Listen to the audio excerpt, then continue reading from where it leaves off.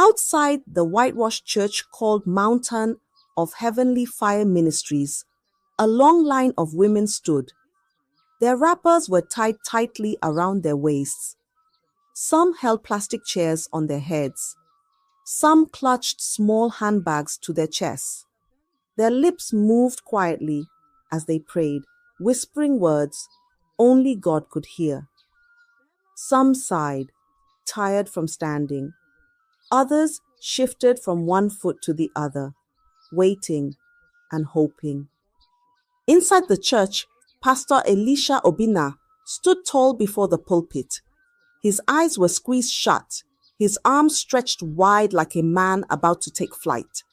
The air was thick with the smell of sweat, candles, and old wood. Behind him, a tired, oscillating fan turned slowly, doing little to cool the heat. Sweat ran down his temples, sliding to the edge of his chin. "Yes, Lord," he roared, his voice shaking the wooden walls. "Today, deliverance must happen." The women inside the church jumped to their feet. "Amen!" they shouted, their voices rising like thunder. Some clapped their hands.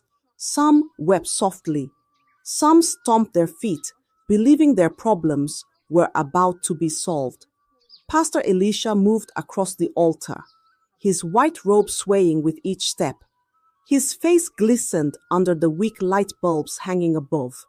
He waved his hands dramatically, his voice booming louder. "Every evil power must scatter today. Every chain must break." The church roared again. "Amen!" In the front row, Sister Grace sat stiffly, her hands trembling on her lap.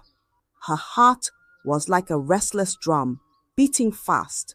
Her eyes darted from the pulpit to the floor, then back again. She had been coming for months, but her nights were still filled with dark dreams.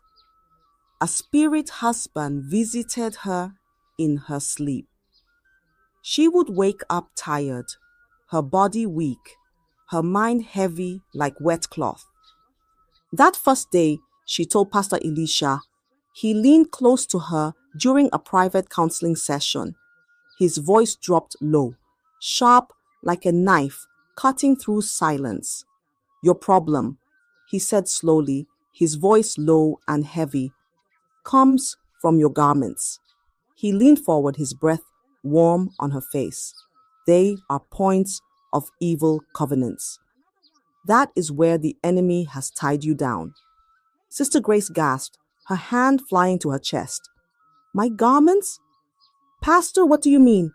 Please, explain to me." Her voice trembled like a child lost in the dark. Pastor Elicia's eyes narrowed.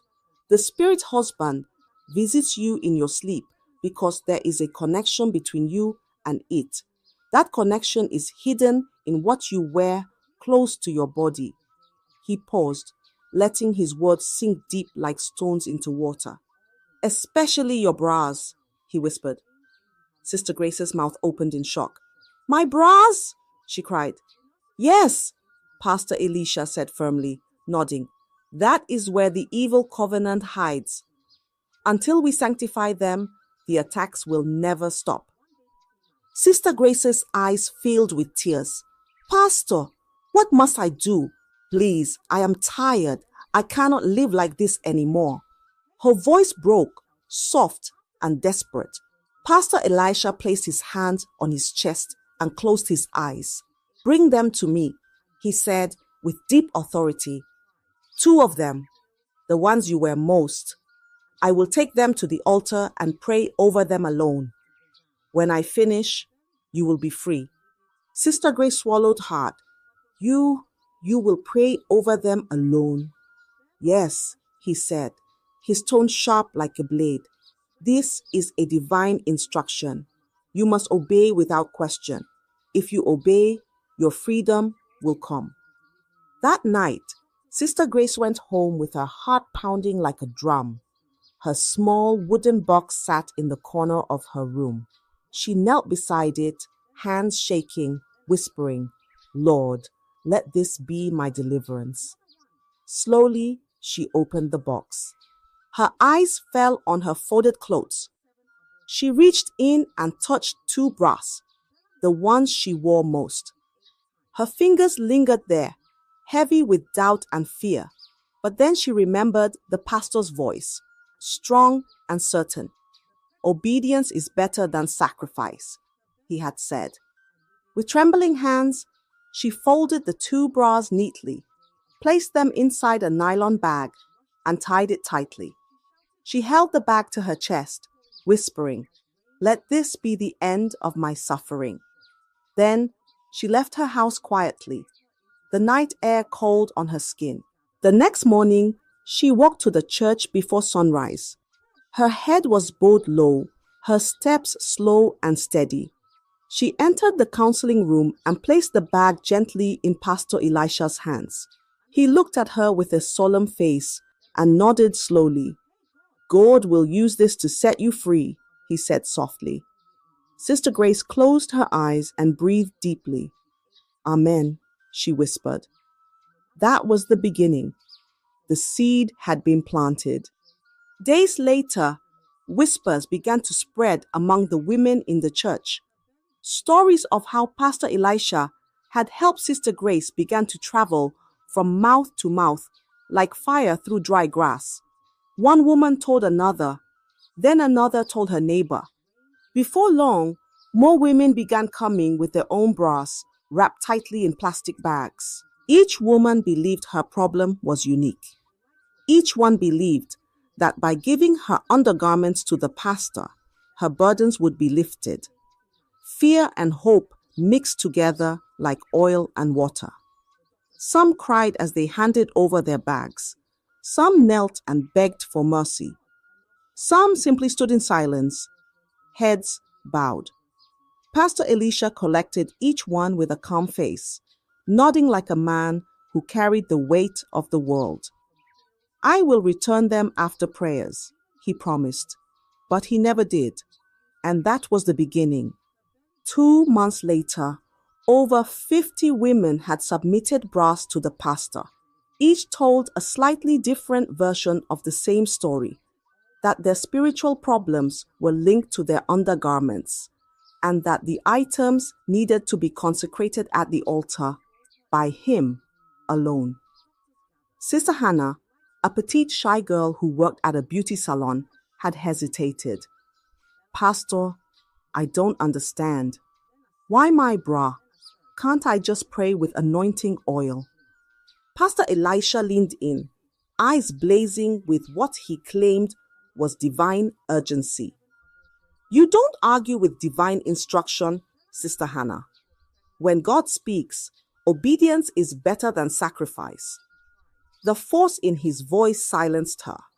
She nodded slowly, her hands trembling. Church services became longer, filled with fiery sermons about spiritual attacks and evil altars. More and more women brought their bras in plastic bags, handing them over at the pastor's private counseling room. He labeled them and promised to return them after sanctification. He never did. One afternoon, Sister Amanda, a nurse at the government hospital, waited in the counseling room. She had come for her own session. Unlike others, she was skeptical by nature. The room was quiet, except for the soft crackle of a candle. Pastor Elisha sat on one side, his white robe falling neatly around him. He looked at Amanda and smiled warmly. "Welcome, my daughter. What troubles you today?" Amanda sat, folding her hands neatly in her lap. She spoke slowly, her voice calm. "Pastor, I have been observing," she began. "I see many women bringing bra to you. This practice, it feels strange to me." The smile on Pastor Elisha's face did not fade, but his eyes shifted slightly. He began to pace the small room, his hands clasped behind his back. "My daughter," he said, his voice smooth and gentle. "When Jesus healed the blind man, he spat on the ground and made mud." He turned to face her, his robe swaying. Was that not strange? God's ways are mysterious. What we cannot understand with our mind, we must accept with faith. Amanda tilted her head, her eyes narrowing, her heart beat steady, but her mind was alert. She looked around the room as Pastor Elicia spoke. Her gaze landed on a wooden cabinet in the corner.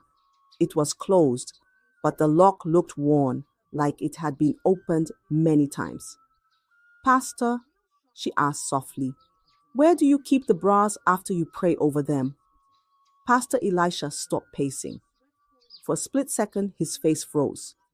Then he turned quickly and said, "I burn them.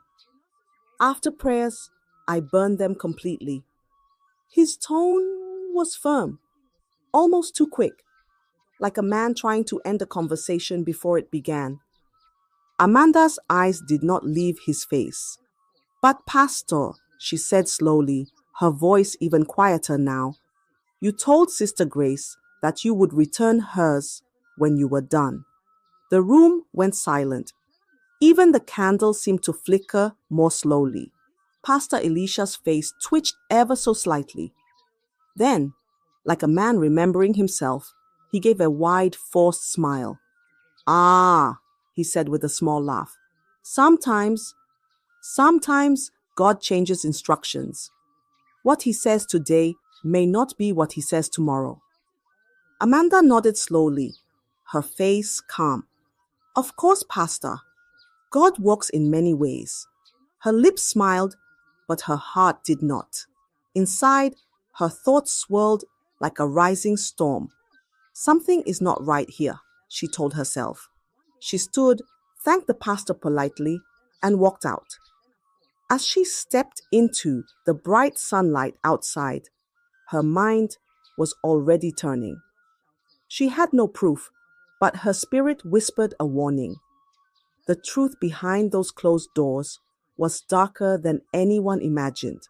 That night, the moon hung high, pale and quiet, while the streets of Isiba lay still. Sister Amanda sat on the edge of her bed, her heart heavy. The small room was dim, lit only by a weak kerosene lamp. Shadows moved across the walls as the flame flickered. She held her phone tightly, her thumb hovering over one name in her contact list. Femi, her cousin, an inspector with the state CID. He was the only person she trusted with what she had seen.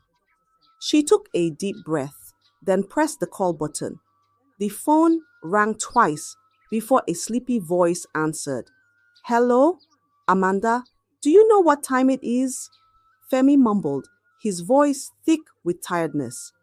Amanda lowered her voice, glancing at her door, as if someone could be listening. "Femi," she whispered, "there is something wrong with my church." "Very wrong." Femi groaned softly. "What now? Did somebody steal offering money again?" "No," Amanda said quickly. Her whisper grew sharper, urgent. "The Pastor Elicia, he is collecting women's bras. He says it's for deliverance prayers." She paused, her breath shaky. "Femi, it doesn't feel right. Something about it is dark. I saw the cabinet where he keeps them. I don't believe he's burning them like he claims." There was silence on the line for a moment. Then Femi laughed lightly. "Amanda, you want me to go to my boss and say, 'Sir, a pastor is collecting bras for prayers.' Do you know how crazy that sounds? They will think I am mad." Amanda's grip on the phone tightened. Her voice dropped even lower, firm as stone. "Femi, listen to me. I am not joking. This is serious. These women trust him. They believe he is helping them, but I don't think he is. Please, just keep an eye on him. If I'm wrong, you can laugh at me later. But if I'm right, you could be saving lives." Femi sighed deeply on the other end, the sound heavy like a man carrying a burden. "You really believe this, don't you?" he asked softly. "With all my heart," Amanda whispered. "I have seen too many strange things in that church. Please, Femi, just watch him." There was another pause. Then Femi's voice grew serious. Fine. I trust you, Amanda. We'll keep an eye on him quietly. No promises yet, but I'll start watching. Relief washed over Amanda like cool water. Thank you, she breathed. You don't know how much this means to me. As she ended the call, she sat in silence, staring at the dark ceiling. The night was quiet, but her heart was not. Somewhere deep inside, she knew this was only the beginning of something far bigger than either of them could imagine. The following Sunday, the church was full as always. Women sang, clapped, and prayed, their voices rising like smoke to the sky. Unbeknownst to the church, the CID began monitoring Pastor Elicia. They planted a young female officer, Sergeant Ngozi. She was not there for deliverance. She was there for the truth. The state CID had sent her, following Amanda's whisper. Her task was simple but dangerous: to pretend she was troubled, to get close to Pastor Elicia, and to see what he was really doing. From her very first day, Ngozi played her role perfectly. During worship, she cried loudly, covering her face with both hands. When the pastor preached about evil spirits, she screamed, "Lord, help me," and fell to her knees. The women around her looked at her with pity. She must be under heavy attack, one whispered. Yes, another replied, our pastor will save her. Ngozi kept coming every service, never missing a single meeting. She prayed with all her strength, always at the front, always desperate. She let her tears fall like a broken pot spilling water. Pastor Elicia noticed her quickly. He watched her closely, nodding each time she cried. In his heart, he believed he had found another willing follower. After 3 weeks, Ngozi booked a private session with him. She entered the counseling room slowly, her shoulders drooping as if weighed down by sorrow. Her voice trembled when she spoke. Pastor, she said softly, her head bowed low, I wake up every morning feeling weak. Like something is draining me at night. She sniffed, wiping fake tears from her eyes. I am afraid. I don't know what to do. Pastor Elicia leaned forward, his eyes widening in fake concern. My daughter, he said, his voice deep and dramatic. This is the work of a spiritual husband. Ngozi gasped softly, covering her mouth. Spiritual husband? She asked, her voice small, trembling like a leaf in the wind. Yes, Pastor Elicia declared, nodding firmly. He visits you in your dreams. He steals your strength. He blocks your blessings. He stood, raising one finger to the sky. But today, the Lord has revealed the solution to me. Ngozi looked up at him, her face full of fake hope. Please, Pastor, what must I do? You must bring 2 of your brass, he said quickly, the ones you wear most often. Bring them to me and I will pray over them. After that, you will be free. Ngozi lowered her head, hiding the sharp glint in her eyes. Yes, Pastor, she whispered. I will do exactly as you say. Pastor Elicia smiled, satisfied. Good. Obedience brings deliverance. Ngozi left the room slowly, clutching her bag to her chest. But the moment she stepped outside, her face changed. Her tears were gone. Her eyes were cold and focused. She walked past the churchyard and down a narrow street where a small white van waited. Femi sat inside with 2 other officers, watching her closely. Ngozi gave a small nod, the secret signal they had agreed on. Femi's jaw tightened. He asked for the brass, he whispered. Yes, Ngozi replied, her voice steady. The trap is ready. The officers exchanged serious looks. The net had been cast. All they had to do now was wait for Pastor Elisha to walk straight into it. The night was silent. No wind, no dogs barking. Even the moon hid behind the clouds, as if it knew what was about to happen. Down a lonely street, on the edge of Isiba, a small house sat quietly in the shadows. This was Pastor Elisha's private home, the place no church member was ever invited to visit. 2 black vans rolled in without a sound. Inside were CID officers, their faces hard and focused. Inspector Femi sat in the front, his jaw tight. "Tonight, no mistakes," he whispered. "Move fast. Be ready for anything." The men nodded. Their boots touched the ground softly as they surrounded the house. One officer raised his hand. 3, 2, 1. Bang! The back door burst open with a loud crash, splinters flying through the air. The officer stormed inside like a wave of silent shadows. "Clear the rooms," Femi ordered. They moved quickly, searching every corner. At first, the house seemed ordinary. A small sitting room, a tidy kitchen. Even a Bible lay open on a wooden table, its pages still. But then, one officer stopped in front of a tall wardrobe inside the pastor's bedroom. "Sir," he called softly, "this looks strange." Femi walked over, his eyes narrowing. The wardrobe was pushed tightly against the wall, almost too perfectly placed. He touched its edge, then gave it a hard shove. It slid to the side with a heavy sound. Behind it was a hidden door, a door no one was supposed to see. "Open it," Femi commanded. 2 officers forced it open. The moment the door swung wide, a cold, foul smell spilled into the room. The men froze. Inside was a secret chamber lit by flickering candles, and there, hanging neatly on ropes like a market stall, were hundreds of bras. Red ones, white ones, old, faded ones, new, shiny ones, all arranged carefully like prized treasures.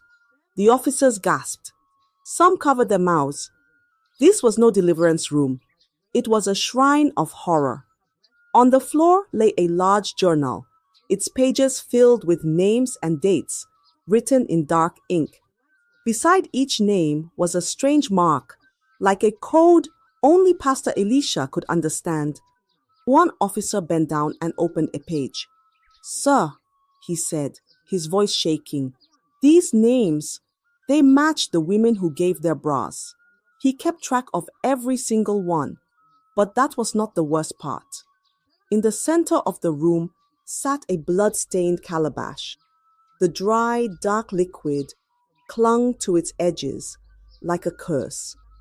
Around it were black candles, melted into twisted shapes, and scattered across the table were photographs of women, each one glued to a piece of underwear. The room was silent. No one moved. Even the air seemed to stop breathing. Femi's voice finally broke the stillness. His tone was cold, sharp.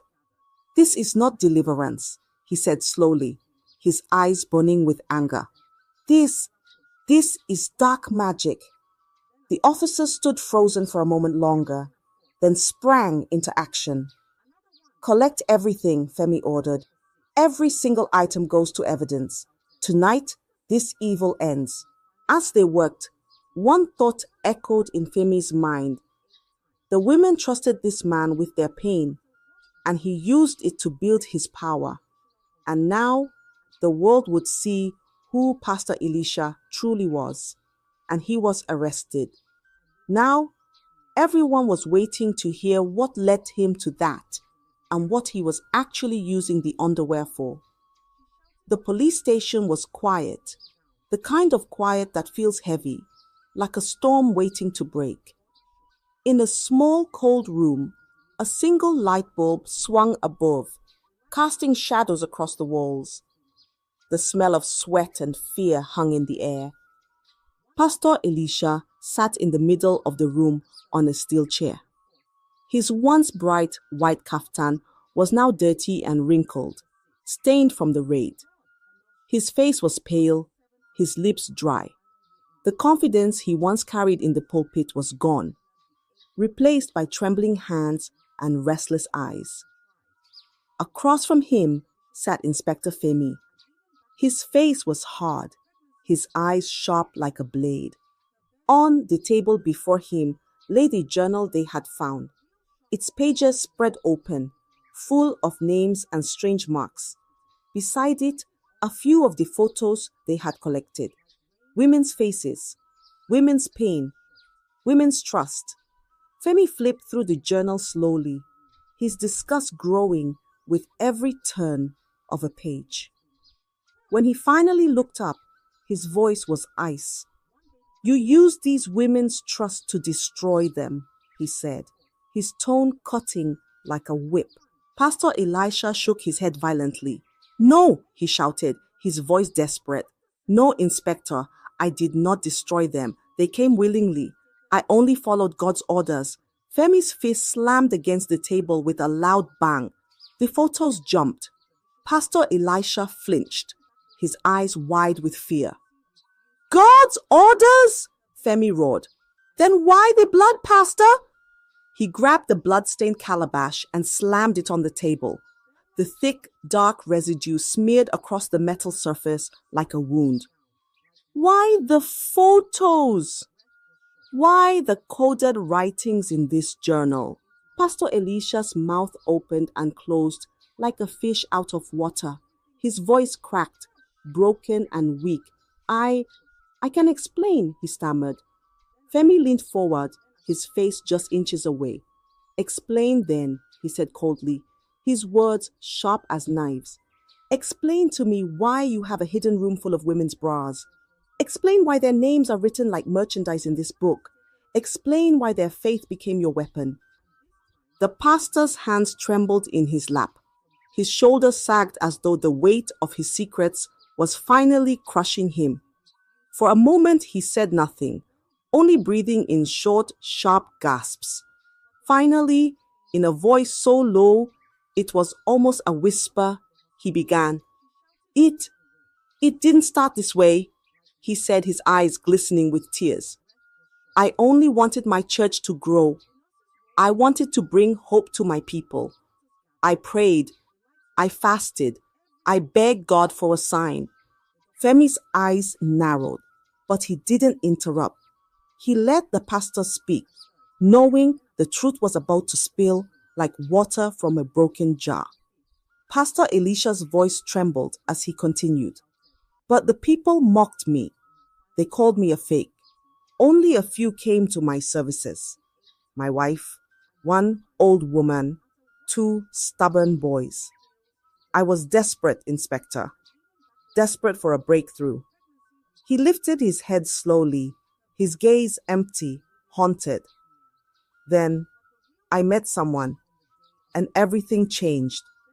The room fell silent. Even the swinging light bulb seemed to pause. Femi sat back, his hands gripping the edge of the table.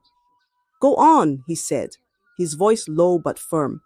"Tell me exactly how this began." Pastor Elisha swallowed hard, his breath shaky, and then, slowly, he began to tell the dark story that had brought them all to this moment. Femi leaned forward, watching him closely, his face unreadable. "Years ago," Elisha began, his tone heavy with shame, "my church was nothing, empty. On Sundays, only my wife came, and one old woman who could barely walk. Two stubborn boys sat at the back, sometimes sleeping through my sermons." His shoulders slumped. "I prayed. I fasted. I cried into the night.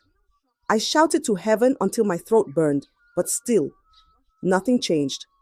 The people mocked me. They laughed when they passed my church. Some called me a fake. Others said I was cursed." His voice cracked, the pain raw. "I was ready to give up." He swallowed hard, tears glistening at the corners of his eyes. Then one evening, Deacon Matthew came to me. He saw my pain and said, "Pastor, Go into the bush for 40 days and 40 nights. Seek God. Pray without stopping. But listen carefully. You must not stop before the 40th night. You will be tempted. Evil will try to break you. Resist it, or you will destroy yourself. Elisha's hands trembled as he recited those words. He warned me, Inspector. He told me this clearly. But I was so desperate for a breakthrough, I did not see what was coming. He wiped his face with the back of his hand and stared at the floor. I went into the bush, far from town. The trees were tall, the nights cold and lonely. I fasted. I prayed. Day after day, I cried out to God, waiting for a sign. For a moment, his voice softened, almost like a whisper. For 30 days, I stayed strong. But on the 30th night, someone came. The room fell silent. Even the ticking of the clock seemed to fade. Femi's brows furrowed. Someone? Who? Elisha's head lifted slowly. His eyes were wide and frightened, like a man who had seen a shadow too dark to forget. He looked like any ordinary man, Elisha said, his voice trembling. Plain clothes, calm face. But I knew the moment he spoke. He was not human. Femi's hands tightened on the table, but he let him continue. He told me he had been watching me. He knew my pain. He knew the shame of preaching to empty chairs. Then he smiled and made me an offer. Elisha's breath came in shaky gasps as he recounted the moment. He promised me everything I wanted. Crowds so big they would spill out of the church doors. Miracles that would make people kneel in awe. Wealth, power, fame, all the things I had begged God for. This man offered them freely. He paused, his lips trembling. But there was a price. Femi's voice was low, dangerous. What price? Elisha's next words came out as a whisper. He asked for tokens, the brass and underwear of women from my church. He said they carried energy, purity, desperation. He told me to collect them in secret, and in return, he would make me a miracle-working pastor. Femi's jaw tightened. His fist curled into a ball on the table. So you agreed, he said coldly. Elisha's head fell into his hands. I tried to resist at first, but his words, they sank into my heart like poison. On the 30th day, I broke my fast. I stopped my prayers and listened to him. I came back home, and I did exactly as he said. Tears streamed down his face now, but there was no pity in the room. I began collecting the items. At first, it was only a few women, then more. Each time, he came to me in the night, telling me what to do next. Elisha lifted his head slowly, his voice hollow. Just like he promised, the church began to grow. Crowds came from every corner. Miracles started happening. People screamed and cried, believing it was God's power. His lips trembled as the last word slipped out. But it was not from God. It never was. Everything they saw was darkness dressed as light. You were warned, Femi said. You chose the shortcut. Elisha said nothing more. Back at the church, word had spread. The women were horrified. Some wept openly. Others refused to come forward out of shame. Sister Grace sat alone in her room, replaying her sessions with the pastor. The prayers, the laying of hands, the whispered promises of liberation. How could I have been so foolish, she muttered. Her phone buzzed. It was Amanda. I told them everything. They are gathering more statements. You should come in. Sister Grace sighed. I'm ashamed. We all are. But silence helps the devil more than sin ever does. Weeks passed. More evidence surfaced. Pastor Elicia had been selling the bras to an underground occult group operating in a nearby state. Each item was used in spiritual rituals for clients seeking wealth or power. The female owner's photos gave the objects more potency. The bras became spiritual currency. At the final court hearing, the courtroom was packed. Women who once sang his praises now sat stone-faced. Elicia was sentenced to 35 years in prison for fraud, spiritual abuse, and involvement in ritual practices. The judge's final words echoed. This court finds that the accused weaponized religion against vulnerable women, exploiting their fears for personal gain. Let this be a warning to all false prophets. Outside the courthouse, Amanda stood with Sister Hannah and Sister Grace. He almost destroyed us, Hannah whispered. Amanda nodded, but we chose to speak. That's how healing begins. They walked away together. The church was later renamed and placed under a new leadership. But in Isiba, the memory lingered, a chilling reminder of how easily trust can become a trap when cloaked in the language of faith. I hope you enjoyed the story. If so, please like the video, comment what you learned from the tale, share with friends and family, and don't forget to subscribe to the channel for more African folk tales just like this one. Thank you.